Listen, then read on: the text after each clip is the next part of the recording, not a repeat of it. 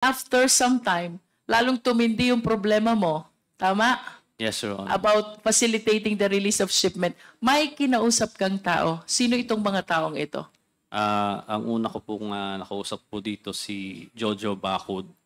Jojo Bacud. Opo, nagpakilala po siya na sa SSBDC. Tapos pinakilala niya ako dun sa Davao Group. Sila Tita Naning ha. Yan, sila Jack, sila Noel. Silang apat yung mga minute ko. Sinabi How many niya, times did you visit Davao City during the time that you're trying to seek help about the release of your shipment? isang beses lang po. Isang beses lang. And the purpose of you traveling to Davao City is what? Kasi pinapunta nila ako dun eh. For what Wala purpose? na naman akong, sabi nila, kailangan ko raw magbigay ng tuition fee. Ganyan. Tuition fee. Yes. So, yun yung kanilang